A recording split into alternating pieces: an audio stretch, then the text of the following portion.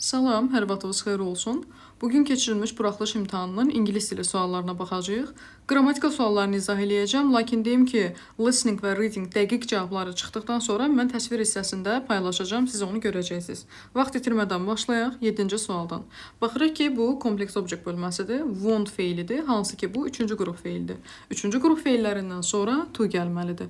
A variantı doğrudur, B variantı ayıncı oldu, səhvdir, C variantı sadədir, yanlışdır, Y variantı isə zamana düşübdür deyə yanlışdır, D variantı isə həm to-nu yazıb, həm ayıncını yazıb deyə yanlışdır. Keçirəm 8-ci suala. Complete a sentence bölməsidir. Biz nə edirik? Bu whatlardan, how many batch'dən, what time-dan, how long-dan sonra xəttimizi çəkirik. Və bizə cümlə lazımdır. Baxın, sentence lazımdır bizə. Deməli, A variantı doğrudur. Çünki həqiqətən də mübtəda xəbər olubdur. Amma B variantında, baxın, did gəlib önə. Sual verməyə çalışıbdır. Deməli, yanlışdır. C variantında are önə gəlibdir, sualdır, yanlışdır.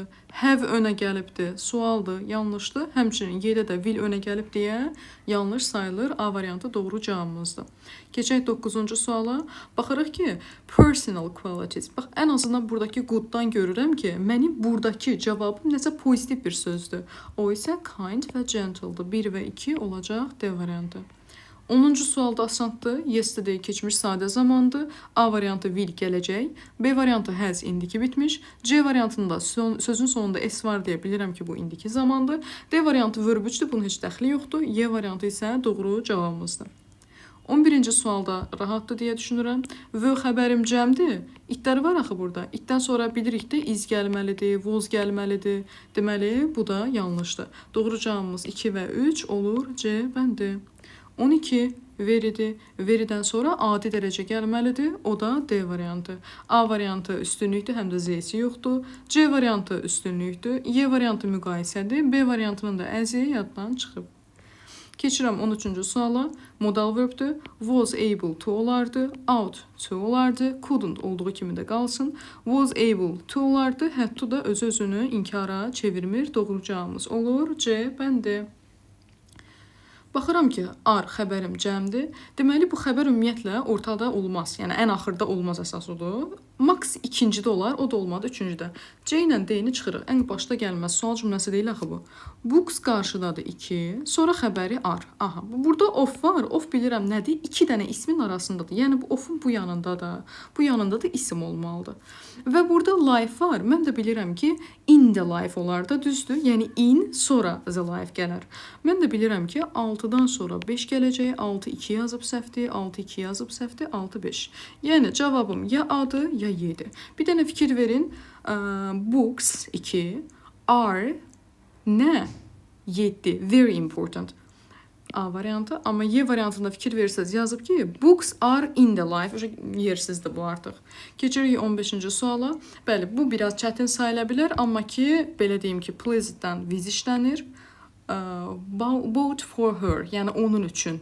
C variantı daha yaxşıdır. 16. Burada biraz tərcümədir. Yəni, bu da biraz çətin sayıla bilər. Düşünürəm ki, when olsa daha yaxşıdır. Çünki when all people stop fighting, yəni anda, əndə sualına cavab verirsə, məsələ bağlandı. Yəni insanlar stop, dayananda, dayandıranda. Görürsünüz, daha yaxşısı elə budur. 17-ci suala baxırıq. A-dən sonra cup gəlməyi doğrudur, yəni tək gəlməlidir. Amma 2-də A-dən sonra glasses cəm gəlməyi yanlışdır. 3-də to rəqəmdir, rəqəmdən sonra cəm gəlməlidir, yanlışdır. 2 ilə 3-ü çıxanda 1 və 4 doğru cavabımız olur. B variantı. Keçirəm növbəti səhifəyə. 18-ə. Baxaq. Burada da yəni bir balaca tərcümə lazımdır. Deyir ki, train, qatar 2 hours, 2 saat gecikdi. Nəyə görə? Nə üçün? Niyə? B variantı.